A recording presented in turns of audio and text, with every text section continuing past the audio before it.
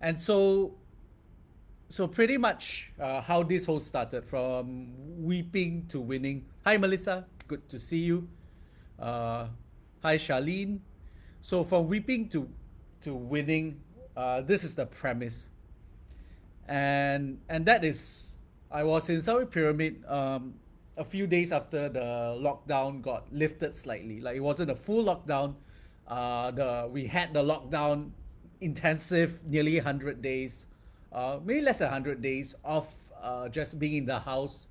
So I went to Pyramid because I needed to change my phone and do all these sort of things. And then when I was in Pyramid, it was just uh, it was just a very staggering kind of realization when I was there. Like I just felt so sad. Like the shops were empty, the the people were listless. There was like nobody, and that was actually on a Friday afternoon. So usually, Pyramid is quite packed on a Friday afternoon, and it was just a really sad sight. And I actually started like weeping. And the question is, why was I weeping? Like, I mean, the world has Black Lives Matter. We have coronavirus issues and all those things. But I was just weeping. I was weeping over the economy. I was weeping over lost value. I was weeping over the fact that people's lives will never be the same. It was a kind of mourning. It was a kind of just this deep sadness that was just really sad. And then I thought I reflected on my own life and that this virus, while decimating a lot of lives, actually accelerated uh, certain industries to the point that we were enjoying unprecedented prosperity. So someone decided to just call me on the phone. That's so weird. So on Facebook. So what happens is basically we live. It reminded me of the time when George Soros came in and he crashed the Asian economy. What a lot of you may not know is at that time people committed suicide. There was economic destruction, economic decimation. But what happened was all the people who were in agriculture, because their crops were tied to the US dollar, their crops were tied to the pound, their life just accelerated, meaning suddenly they were seeing results, they were seeing prosperity like never seen before. My dad was in oil palm struggling for years. And then when Soros crashed the economy, suddenly my dad, we were staying in luxury five-star hotels, like for holiday. We never had that. We used to stay in budget hotels. But all of a sudden, we were staying in these sort of really fancy hotels, which was just so strange, right? Like basically, when times of crisis hit, it usually caused this dichotomy. And that was what happened to me. And we had really some of the best months we ever had in our lives. We were seeing results like we never seen before in our lives. And I've been doing this 12 13 years. I was one of the pioneers of sales funnels. We were really just we were just there at the beginning, and we never seen results like that. And when I talk to my online marketer friends, they had the same thing. They too had the same thing of, well, we had the unprecedented months as well. We had unprecedented prosperity as well. And so for me, this is a way of giving back to you, because I learned a lot during the lockdown. I learned a lot during the mid-year, kind of, in a sense, reflecting upon this whole situation. And I come with six different strategies or six different insights into this whole pandemic, and six different business lessons that you can use to implement, and you may see transformed lives and incredible results. So without further ado, so who wants to hear number one? Show your likes, show your love, whatever it is. So I can be motivated to go into each of these points. And with any of these kind of lives, what I really like is if you have an insight. If you have an insight, you should put it down. You should list it down. You should write it down, because these insights are incredibly powerful. So here's number one. Here's the first insight. And the number one is be horrified before you can be happy. Be horrified before you can be happy. And what I mean by that, is the other way to look at it is be pessimistic before you can be optimistic. And that is because in wartime, and now we're considered a time of war and a time of crisis, optimism will kill you. Optimism will destroy your business. And here's why. If you're an events company, you're in the training industry, and you are filled with optimism that the training industry will come back to normal in the next few months, and you act according to that optimism, and if the training industry doesn't rebound back, you're screwed. So what I think Maverick, who's hosting another webinar right now, actually said that his group of trainers were like, when Malaysia announced the 2-week lockdown, initially it was 2 weeks, obviously it dragged on a long time. The trainers were like, it's only 2 weeks, we'll go back to normal. I don't need to do anything new. I don't need to go online. I don't need to do all those things. And now these guys are scrambling, because here's the thing. CES just announced that their next event is 2022. 2022. That's insane, right? Like, that's in 2 years. It's not even next year. It's like, let's forget about this year. Let's forget about next year. Let's skip to 2021. So it's just insane. And be horrified basically means this. You look at the facts. And you look at the facts. And there's emotions that are going to be tied to the facts here, because you're not a robot. And the emotion and the facts right now are so grim that you'll be like, oh my God, you feel this deep sadness. You feel this deep, and the right word is horror, like basically, wow, this world is not going to be the same. This world is just going to be so shocking. This world is just OMG. And you feel that. You internalize those things. You internalize the horror. You internalize the brutality of it all. Like, I mean, even in my personal life, there was a time I was just running away from adulthood. I was running away from my responsibilities as a husband. I was running away from my responsibilities as a business owner. And both were in terrible, terrible shape.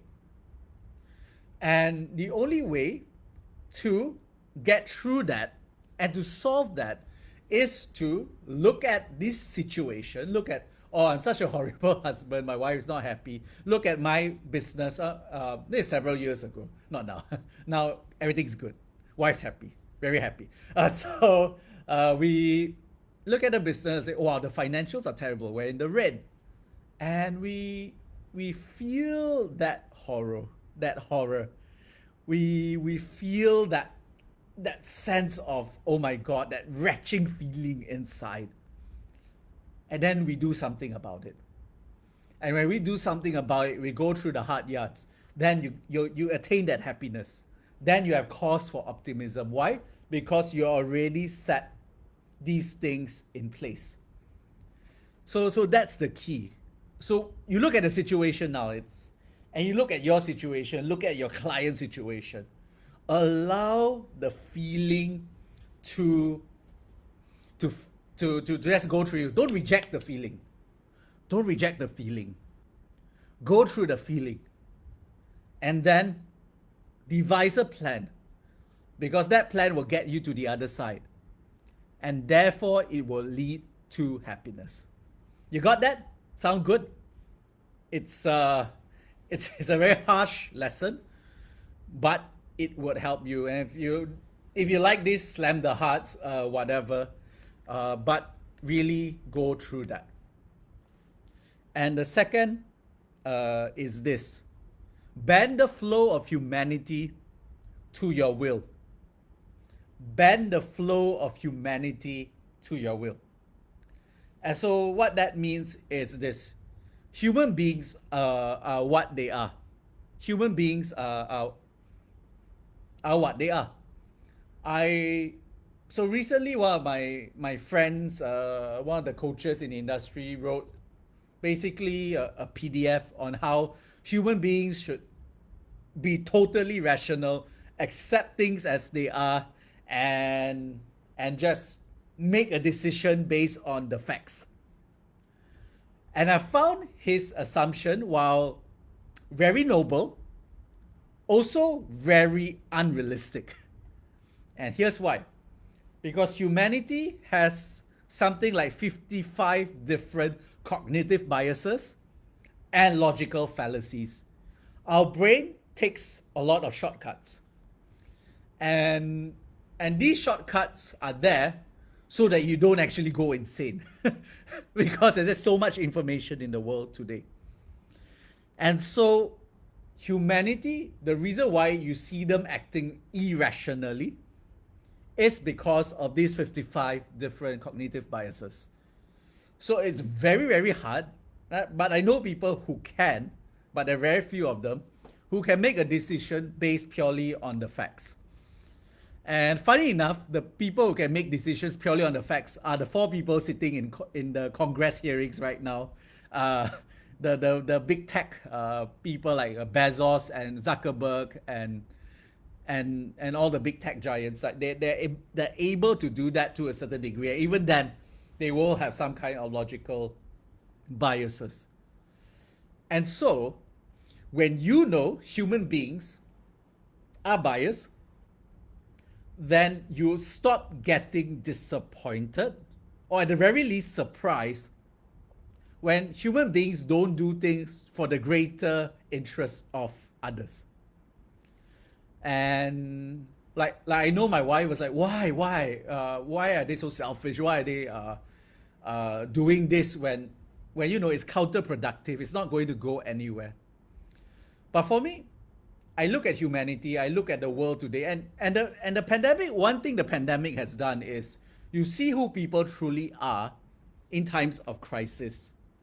So you see people truly are in times of crisis, and so you see the worst in humanity. You may see some good. I think about 20%, or there are people who help others and all things, but you know, for 80% of the time, human beings are just assholes.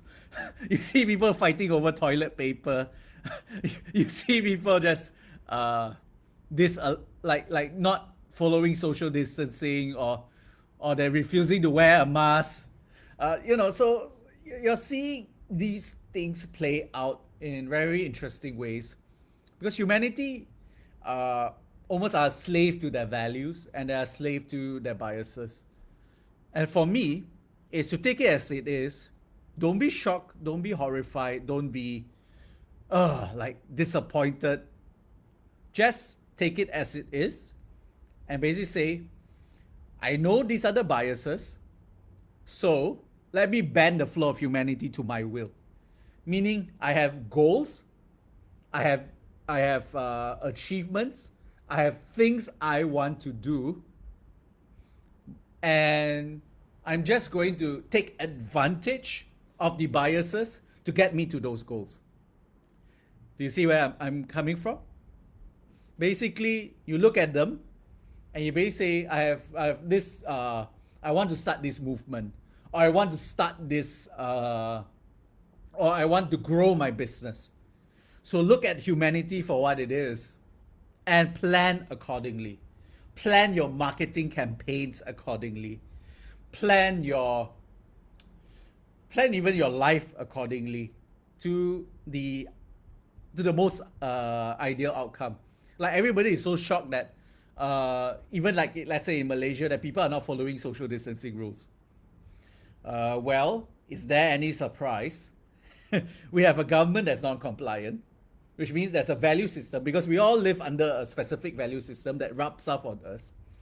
You have basically Malaysians are not very compliant. That's really part of the value system or how we do things over here. We're a bit more lax, which is good and bad.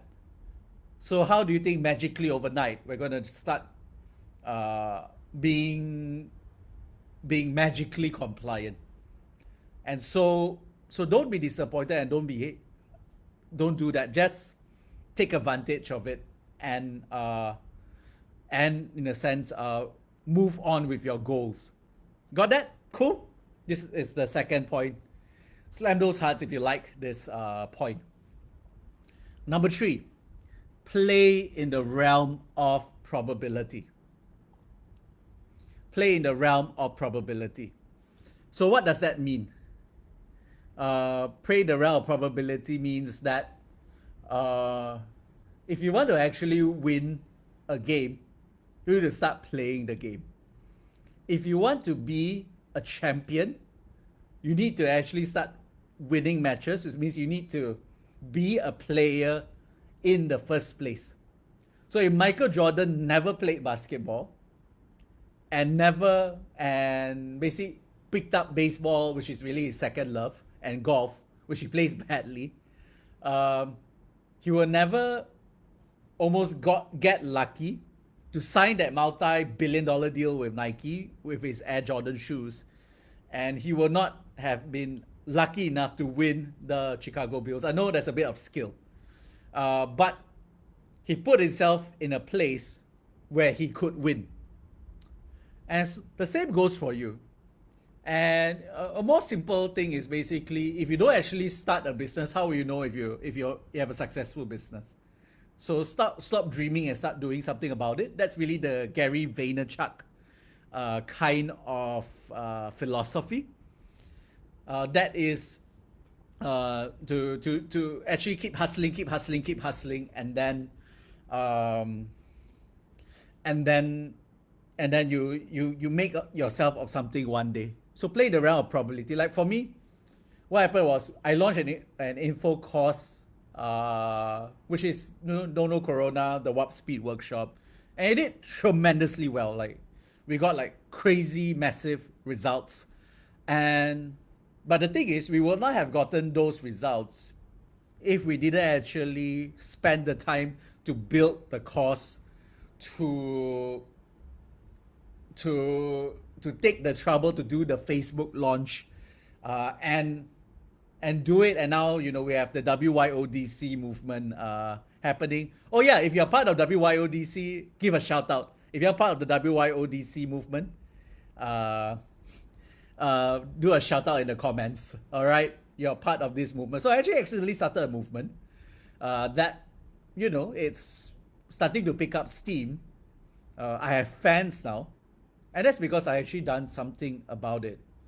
But unless you do something about it, you have to position yourself on the right side of history.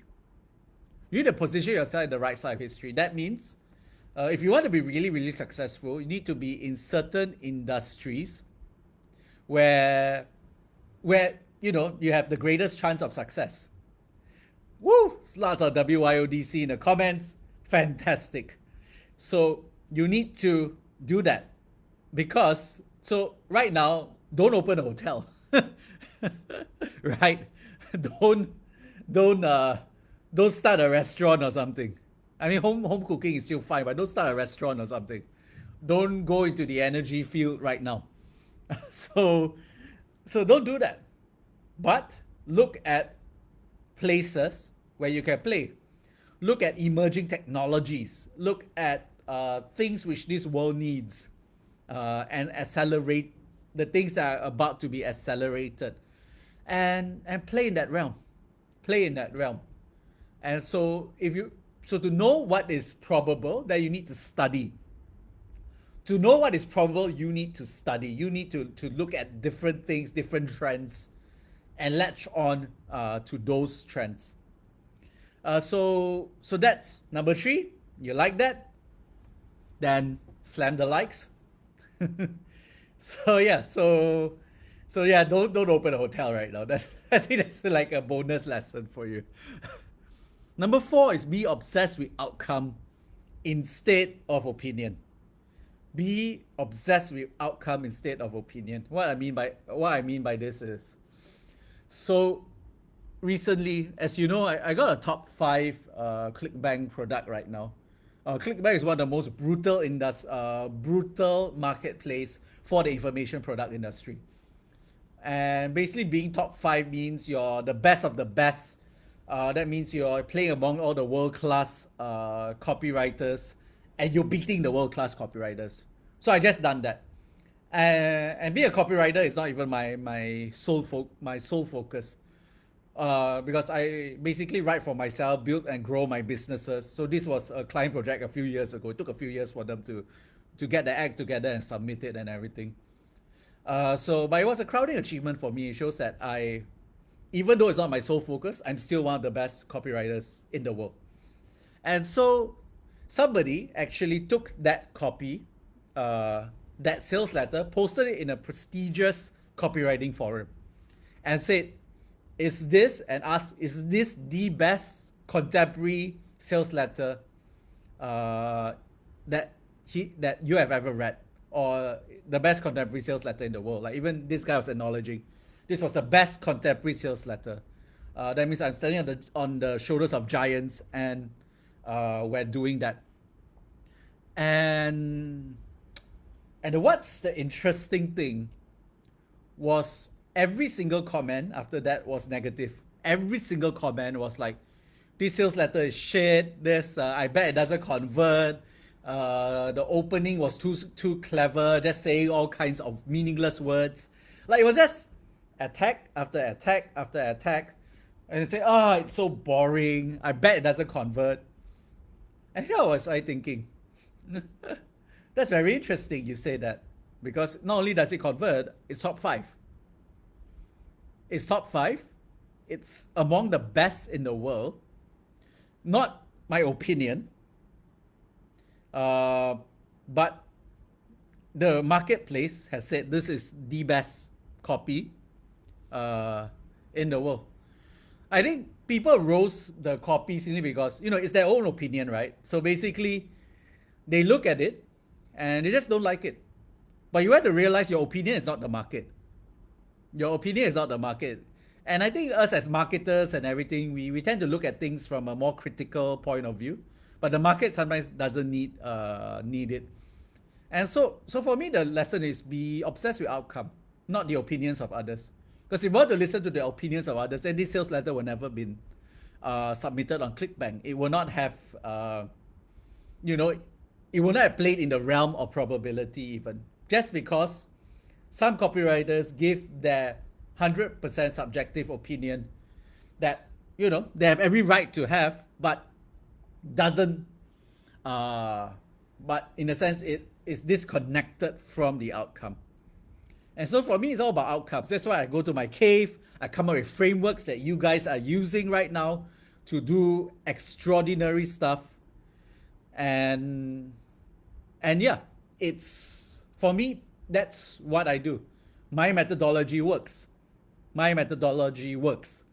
And I'm getting disproportionate results because I tune out the industry.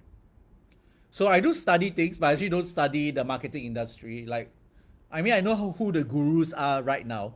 But prior to this, prior to coming back this year, I don't know who the gurus are because I don't actually listen to marketing advice. I don't actually listen to other people's copywriting advice. Why? Because I go to my cave. I test different frameworks. I see the results. And I know these results work, and I share it to the world. And so for me, I don't care about the opinions of other people. And so should you, because there's a lot of opinions. The press is nothing but opinions. You either have pro-Trump or anti-Trump right now. CNN is so anti-Trump that it's ridiculous. Fox News is pro-Trump to a certain degree. But if you just consume these two things, you get a very biased view of the world that you shouldn't have, because you can't make an informed decision if you're going on opinions that don't hold water. Because here's another thing about the world. The world rewards an idea for short-term emotional stimulation rather than long-term results. So here's what I mean by that. If you get an idea, let's say in the States, you have an idea like, whoa, like defund the police, and everybody gets very happy because you get justice and all those things. So, but you don't know what the long-term consequences of that. And already the people who are starting to defund the police are seeing 100% rise in gun crime. So what has happened is you see the short-term, just the short-term joy that has long-term really serious consequences. People celebrate that. Why? Because by the time the consequences come, they already have moved on to the new idea.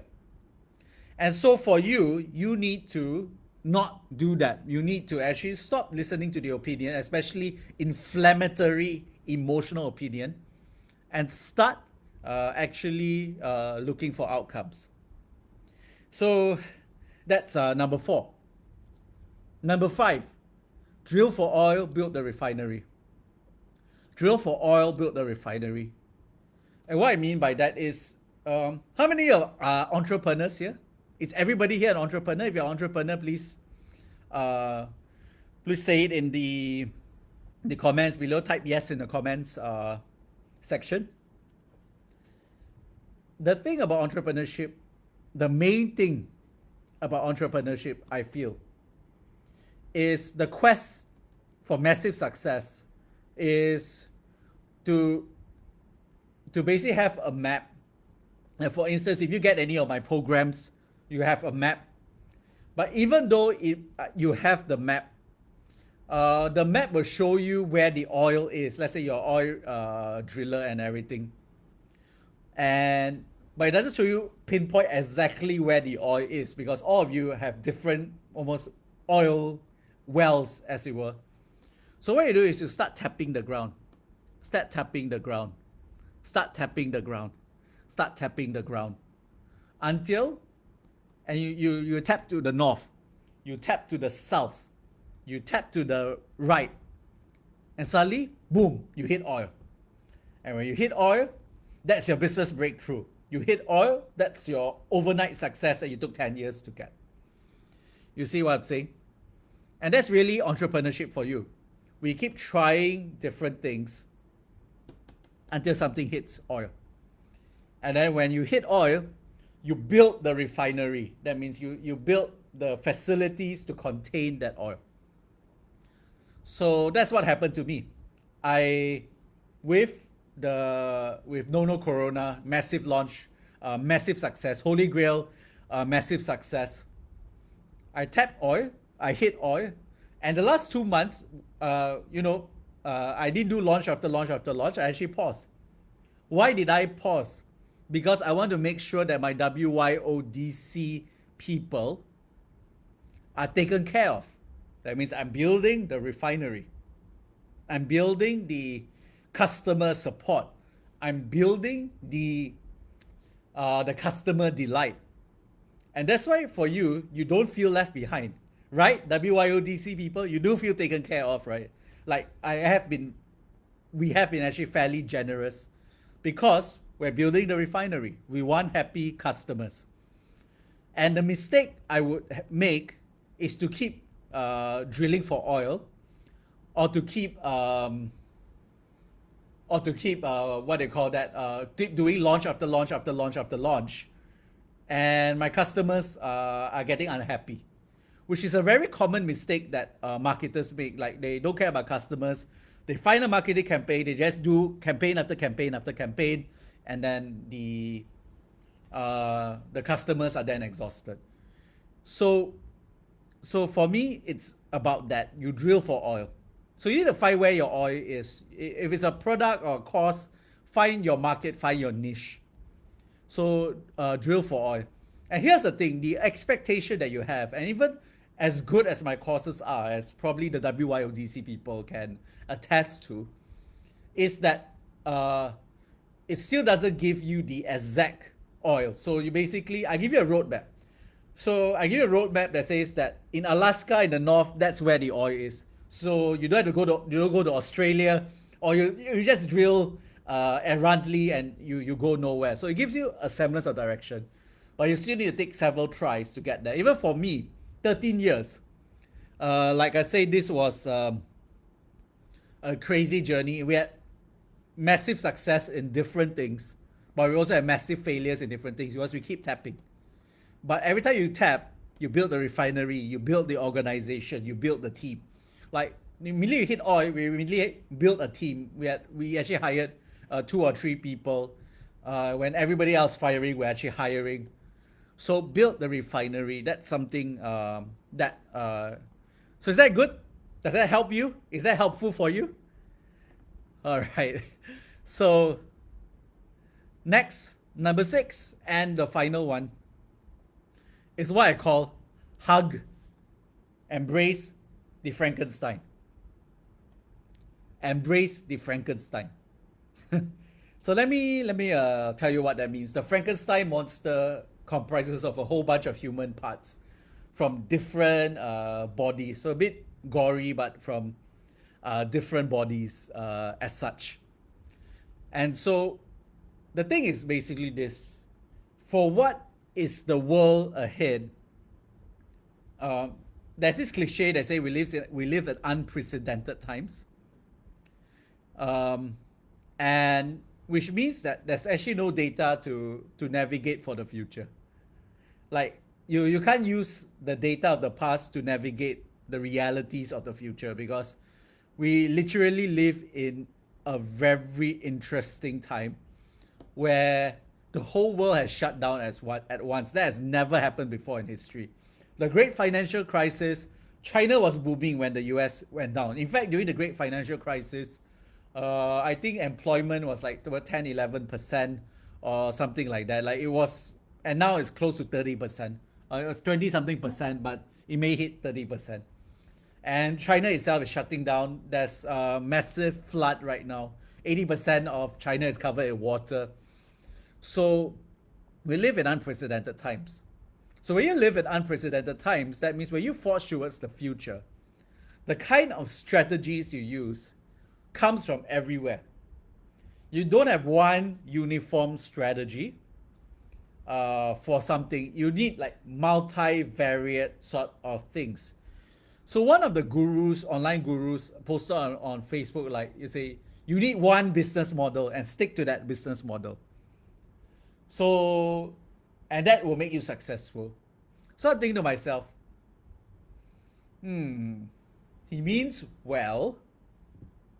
He means well. He does. But I don't think so. I actually don't think you, if anything were to go wrong, your one business model is screwed. Your one business model goes to hell. And ask the people who do events, and they made so much money on events last year, and this year, boom, overnight people are actually closing down simply because they're one business model. So you need a patchwork almost of different things, different best practices to move forward. Even with your own life, your personal productivity system, chances are, it's not one productivity system like getting things done and stuff like that. Usually things that work for you. And so you need to embrace that Frankenstein. And that also appeals to your business models as well, like to your income streams as well. Ideally, your income streams should be non-correlated. That means if one goes down, this doesn't go down as well. So a lot of people who are doing, let's say, chemicals and all those things are now doing masks. But the good thing is, if the mask goes, if the chemical goes down, the mask doesn't get put down together with it. And so even for me, I have a dual business model as well. I have this WYODC as a business model, but I also have my ClickBank products and my low ticket, I call them conversion piranhas. And they're success for each other. doesn't correlate. So it means that one goes up, one goes down, doesn't matter. And that actually should be your way of de-risking for life. So a lot of my friends a few of my friends are billionaires and multi-billionaires and 8, 9 figure entrepreneurs. And the mindset that a lot of them have is, how do you protect your downside? How do you de-risk your life? How do you hedge your bets? And the problem with a lot of us in the small business realm, we are either embracing very risky business models, or we're living very risky lives. And so we need to be able to start doing this. So I mean, a very simple example is uh, in Greece last time. If you, let's say all your money is, let's say, in a Greek bank account, and I mean, it may or may not happen here. Very unlikely it happens. It will happen here. It will happen more in the European Union because there's more bankrupt countries there. Surprise to say. Greece fell and went bankrupt a few years ago, and people couldn't take out their money. In fact, they could only take out something like 200 euros a month, max, and they can't take out anymore. So I think that was just crazy. That means you can't do anything. People couldn't pay for their email services and started using phone calls again. Like, it was just a technological regression, and that was crazy. And that's because they only had one bank account instead of spreading across the world.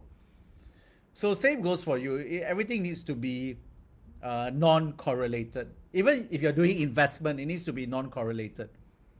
You need to have a diversified in our portfolio. And you need to do that so that you don't actually get pulled down, especially during this time. So that's hugging the Frankenstein. Does that sound good? Are you getting benefit from that?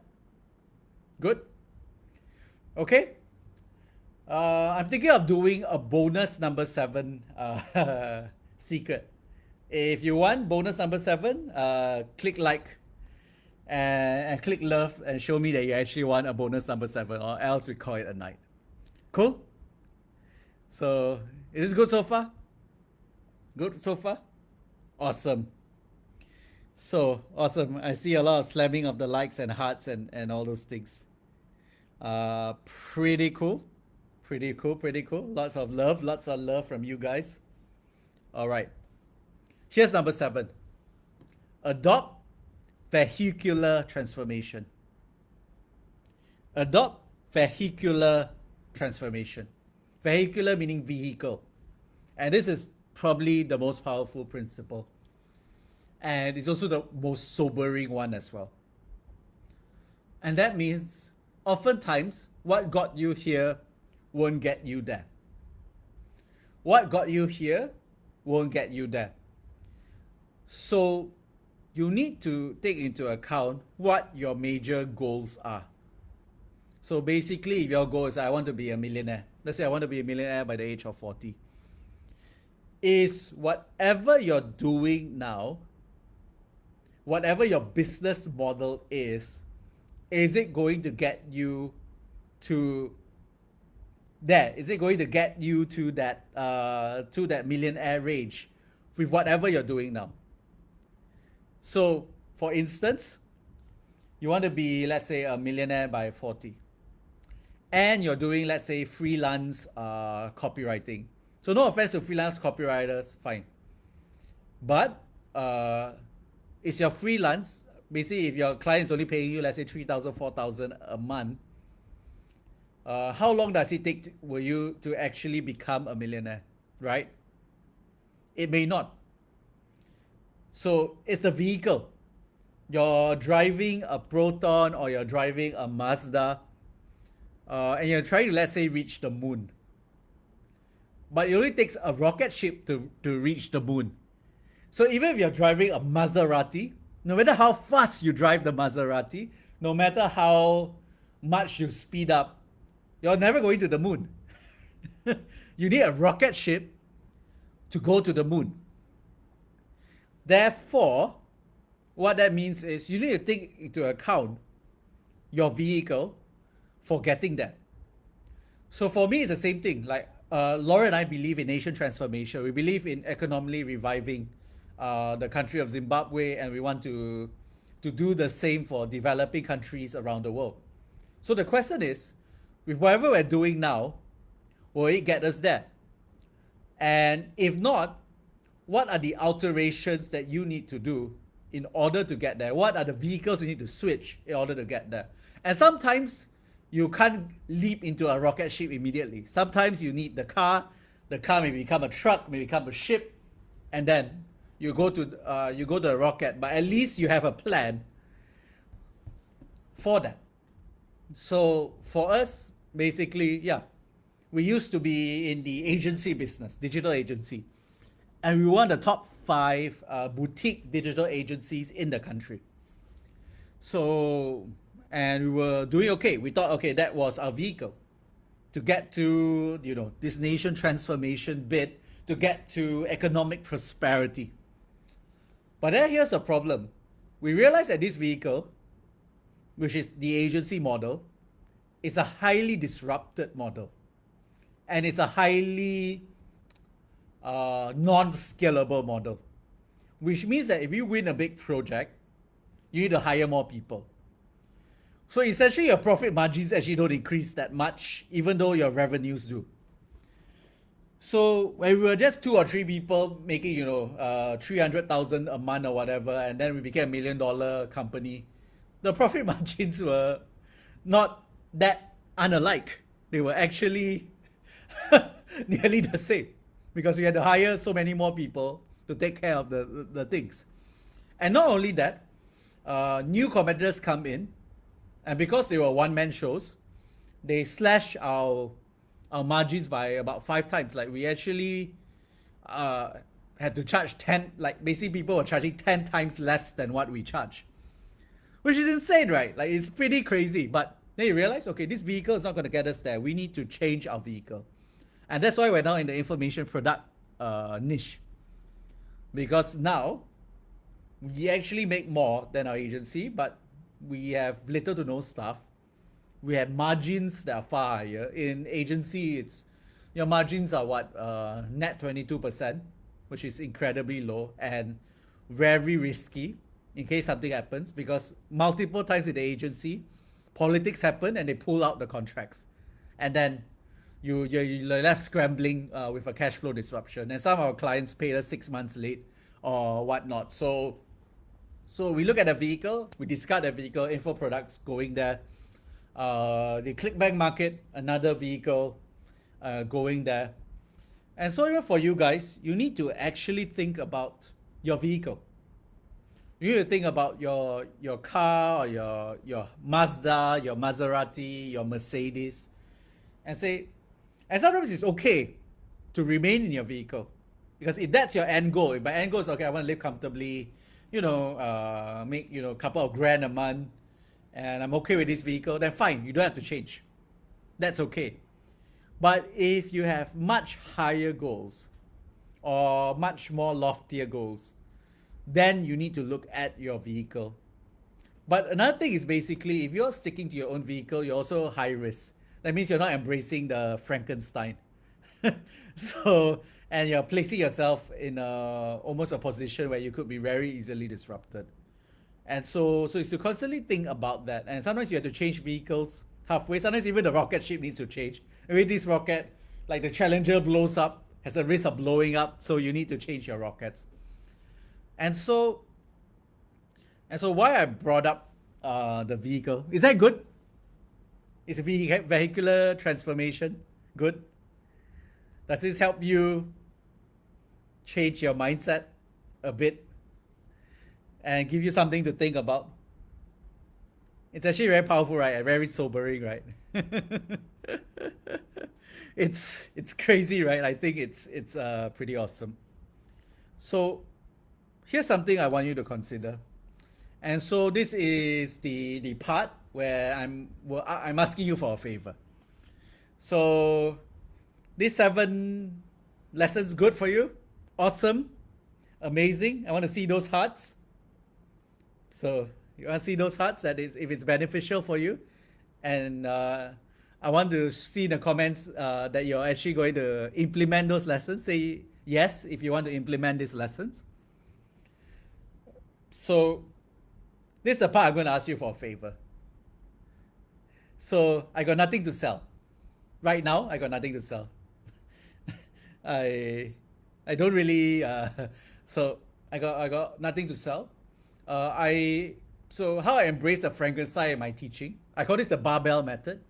That means I give super a lot of value here, and I will basically almost like my price points are not the lowest in the industry. They're not the ultra highest, but they're reasonable. But I give you so much good value up front. So that's really my approach to life. So this is one of them. And so the favor I want to ask of you. Can I ask you for a favor? Can I ask you for a favor? Say yes if you're okay doing me a favor. Cool? You want to do me a favor? Okay. So thank you so much for that. The favor is basically this. It boils down to the vehicle. It boils down to the vehicle. I want to give you a vehicle that may help you transform your life. I want to give you a rocket ship to replace your car. Because you may be a car now, but you don't know how to get to the rocket ship. You don't know how to get the flight patterns or how do you construct that rocket ship and everything. So you're stuck in the car. But I want to give you that. I want to teach you how to get you that rocket ship. And so, two favors. Number one is I'm reopening No Corona second wave. Cool? Some of you have been through No Corona. Was it an amazing training, guys? For you, I went through No Corona. Say yes in the comments below and say how mind-blowing it is, because it was freaking mind-blowing. So yes, I'm reopening No Corona. Number one, I want you to sign up. So what is No Corona? In case you don't know, it's a 5-day Facebook group training. And it's to me, and to I think a lot of them, you can ask them, it's a single best Facebook group training on creating a profitable info course that actually sells. Because no one does it like I do.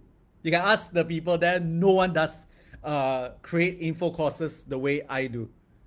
Yes, what is No Corona? So it's a Facebook group. I mean, some of you came in through Knights of the Holy Grail, which is the Holy Grail copywriter. This is called No Corona. So this second wave. So I will add the link in the... And for those of you who are already there, like I know some of you are already part of the first group, and some of you even bought the product, which is cool. This is a refresher for you. I know some guys who basically repeatedly went through the course. I know some guys went through 5, 6, like binge watch over and over and over again, which is insane. So I'm privileged to do that. So this is the first favor I want you. Just sign up. So just sign up in the course, and I'll see you inside. We are opening it next Tuesday, and then that's a pre-launch, and then launch Thursday. It's the best time of your life. Really, I think it's the best time of your life. Second favor, I want you... Oh, by the way, you need to confirm your email address. Like, it's very weird that 50% of people who sign up for it never even confirm their email address. Usually they don't get the Facebook group link and all those things. So please confirm. Number two, if this webinar is of value to you, I want you to share this link that I showed you, which is the GC blueprint. So Attention Empire /GC blueprint. I want you to share it out to your wall and basically tell the wall your single biggest insight of this webinar or of the previous No Corona, either one. And because I want this blasted across the internet, I want as many people to know about Nono Corona as much as possible. So is that good? So basically, just share it on the wall. Say this is a brilliant webinar. I learned a lot, and now join this sign up to get this free training, and it's free. It's totally free. Some people have said it's worth $997 and everything, and most people use that as a marketing gimmick. But my marketing trainings are among the best in the market, even the free ones. And so the crazy thing about Nono Corona was it launched so many people's careers, and it launched so many movements, even from the free one. So there are numerous testimonies that I will post up in the Nono Corona group. But as a preview, someone did Nono Corona, wrote a social media post based on one of my frameworks. Basically, his training consultancy went from a local one to a regional one. That means he went from one country to multiple countries off a free post. The second person basically got hired by Acon of a social media post she wrote. Somebody even made money, made enough to pay for my offer at the end. Basically, he just saw what I did, replicated it, and then paid for my course in the end. And now he's made 6 figures just from the things I taught him. And so go, sign up, share it. You okay sharing it? Okay sharing it, guys? Just trouble you a little bit? So let me see if it can open. Somebody say it can't open. Yeah, it can. So GC Blueprint, it's you can open it. So and just share it out loud and proud. So basically, just help me do that. 2 favors. I think I gave you a lot of value tonight. Number 1, join the group. Number 2, drag everybody else to join the group. Drag everyone else, even all your staff members. Like I have people who brought the entire staff team to get trained, because this free training is better than most of the paid training already. So do that. Do you agree? All in agreement? All in agreement? Cool. All right. So I'll just recap again the 6 + 1 lessons, and then we can call it a night. All good? Number 1, be horrified before you can be happy. Be horrified before you can be happy. So in other words, be pessimistic before you can be optimistic. Number 2, bend the flow of humanity to your will. Number 3, play in the realm of probability. Number 4, be obsessed with outcome instead of opinion. Number 5, drill for oil, build the refinery. Number 6, hug the Frankenstein, embrace the Frankenstein. Number 7, adopt vehicular transformation. And my gift to you, if not, this night is not enough, my gift to you is Nono Corona, where I'll teach you the vehicle information publishing. Because that vehicle, income-wise, will get you from here to there. It's one of the few industries where you can make a multi-million-dollar fortune without and actually working less than just being a freelancer or being a trainer. So I mean, the top trainers, I used to be one of the highest paid trainers in Malaysia, or in the region actually. And the issue is to work so hard to get even that amount of money, even though the per hour was great, but it's still working per hour. And now, I achieved that annual income in a month because of the vehicle. And obviously, there are other vehicles that get you there. Like, you want to be a billionaire, information publishing probably is not the right way to go about it. It's good to get some multi-million dollars, which I think is sufficient for most of you. So, okay. All right. All good. Had a good time? Had a good time? All right. So, thank you so much for being part of this. Thank you so much for being part of this. So if you had a good time, slam the hearts one more time so we can end with a bang. And I just want to bid you good night. God bless. And I hope to see you on Tuesday for the start of Corona, for the pre-launch and all those things. All right. Cool. Thank you. Yay, I see those hearts. I see those hearts. And I bid you good night. Do share. And thank you.